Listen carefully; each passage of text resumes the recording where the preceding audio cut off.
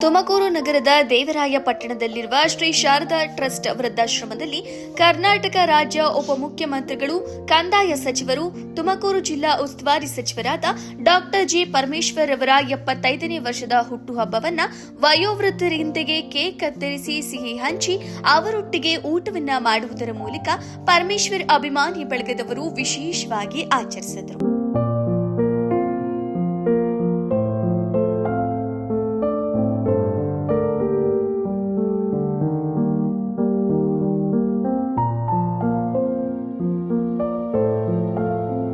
ನಂತರ ಅಖಿಲ ಭಾರತ ಡಾಕ್ಟರ್ ಅಂಬೇಡ್ಕರ್ ಪ್ರಚಾರ ಸಮಿತಿ ಹಾಗೂ ಅಖಿಲ ಭಾರತ ದಲಿತ ಕ್ರಿಯಾ ಸಮಿತಿ ಜಿಲ್ಲಾಧ್ಯಕ್ಷರಾದ ಎನ್ಕೆ ನಿಧಿಕುಮಾರ್ ಮಾತನಾಡಿ, ಡಾಕ್ಟರ್ ಜಿ ಪರಮೇಶ್ವರ್ ಅವರು 74 ವಸಂತಗಳನ್ನು ಪೂರೈಸಿ ಇದೀಗ 75ನೇ ವಸಂತಕ್ಕೆ ಕಾಲಿಡುತ್ತಿರುವ ಈ ಶುಭ ಗಳಿಗೆಯಲ್ಲಿ ಅವರು ಈ ಬಾರಿ ತಮ್ಮ ಹುಟ್ಟುಹಬ್ಬವನ್ನು ಆಚರಿಸಿಕೊಳ್ಳುವುದಿಲ್ಲ ಎಂಬ ಸಂದೇಶವನ್ನು ಹಂಚಿಕೊಂಡಿದ್ದಾರೆ. ಆದರೂ ಅವರ ಅಪಾರ ಅಭಿಮಾನಿ ಬಳಗದವರಾದ ನಮ್ಮ ಮನಸ್ಸಿಗೆ ತಡೆಯಲಾರದೆ ಅವರ ಹುಟ್ಟುಹಬ್ಬವನ್ನು ವೃದ್ಧರೊಟ್ಟಿಗೆ ಆಚರಿಸುವುದರ ಮೂಲಕ ಅವರ ಆದರ್ಶಗಳನ್ನು ಪಾಲಿಸುತ್ತಿದ್ದೇವೆ ಎಂದು ತಿಳಿಸಿದರು. ಅವರ ಹೇಳಿಕೆ ಇದರಲ್ಲೂ ಸಹ ನಾವು ಅಭಿಮಾನಪೂರ್ವಕವಾಗಿ ನಮ್ಮ ತುಮಕೂರು ಜಿಲ್ಲೆಯ ಹೆಮ್ಮೆಯ ಪುತ್ರ, ವರಪುತ್ರ ಅಂತ ಹೇಳುವ ಸಾಧ್ಯ ಅಂತ ವ್ಯಕ್ತಿನ ಇವತ್ತು ನಾವು ತುಮಕೂರು ಜನತೆ ಪಡೆದಿರೋ ನಮ್ಮೆಲ್ಲರ ಸುಪುಣ್ಯ.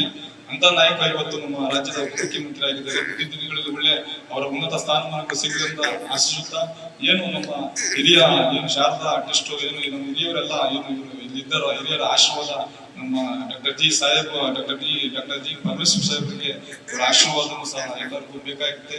ಅವರ ಆಶೀರ್ವಾದದಿಂದ ಇವತ್ತು 75 ವರ್ಷ ವಸಂತಗಳ ತುಂಬಿದಿಂದ 100 ವರ್ಷ ಅವರು ಹೀಗೆ ದೇವರು ಅವರಿಗೆ ಆರೋಗ್ಯ ಎಲ್ಲ ಸಕಲ ರೀತಿ ಏನು ಸರ್ಕಾರಿ ಸೇವೆಯನ್ನು ಸಲ್ಲಿಸುವುದರ ಮೂಲಕ ಅವರಿರ್ತಕ್ಕಂಥ ಉನ್ನತ ಸ್ಥಾನಮಾನವನ್ನು ಪಡೆಯಲಿ, ಅವ್ರು ಇನ್ನೂ ಉನ್ನತ ಮಟ್ಟಕ್ಕೆ ಏರಲಿ ಅಂತ ಆಶಿಸುತ್ತಾ ಇನ್ನೂ 100 ವರ್ಷ ಬದುಕಿ ಬಡ ಜನರ, ಸಾಮಾನ್ಯ ಜನರ ಪ್ರತಿಯೊಬ್ಬರು ಎಲ್ಲರೂ ಒಪ್ಪುವಂತ ಒಬ್ಬ ಜನನಾಯಕ ಅಂತಂದ್ರೆ ಡಾಕ್ಟರ್ ಜಿ ಪರಮೇಶ್ವರ್ ಅಂತ ನಾಯಕರು ನಮ್ಮ ರಾಜ್ಯದಲ್ಲಿ ನಮ್ಮ ತುಮಕೂರು ಜಿಲ್ಲೆ ಹುಟ್ಟಿರೋದೇ ಒಂದು ಪುಣ್ಯ.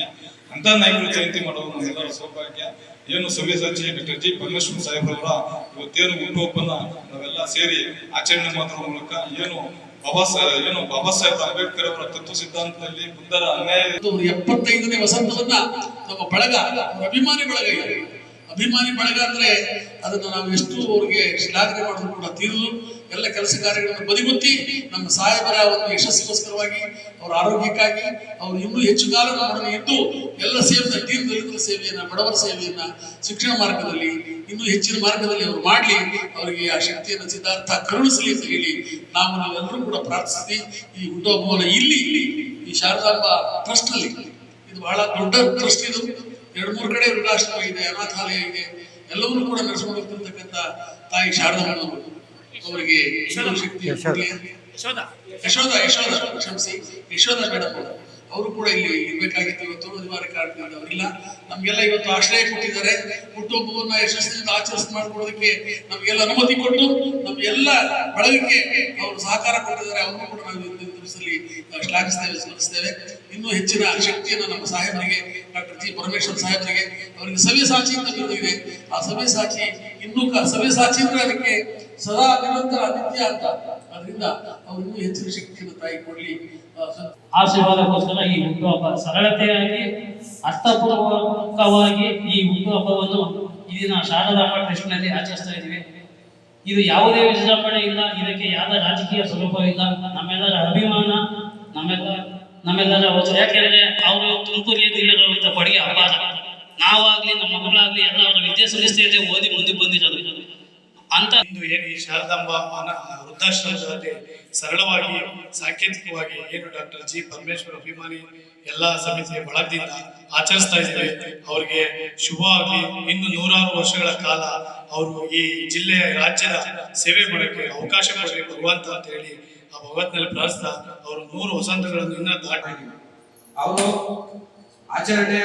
ಆಡಂಬರದಿಂದ ಆಚರಣೆ ಮಾಡಬಾರ್ದು ಅಂತ ಅವರು ಯಾಕಂದ್ರೆ ಸಿಗ್ತಾ ಇಲ್ಲ. ಆದ್ರೂ ನಾವೆಲ್ಲ ಅವ್ರ ಅಭಿಮಾನಿಗಳು, ಯಾಕಂದ್ರೆ ಅವ್ರಿಗೆ ನಮ್ಮ ಏನಿಲ್ಲಿ ಹಿರಿಯರಿದ್ದಾರೆ ಅವರ ಆಶೀರ್ವಾದ ನಮ್ಮ ಪರಮೇಶ್ವರ್ ಸಾಹೇಬರಿಗೆ ಬೇಕು, ಜೊತೆಗೆ ಆ ದೇವರ ಆಶೀರ್ವಾದ ಬೇಕು. ಹಾಗಾಗಿ ಅವ್ರಿನ್ನೂ 100 ಕಾಲ ನಮ್ಮ ಜಿಲ್ಲೆಗೆ ಅಗತ್ಯ ಐತೆ. ಹಾಗಾಗಿ ಅವರು ಇನ್ನೂ 100 ಕಾಲ ಬಾಳ್ಬೇಕು. ಅವ್ರಿಗೆ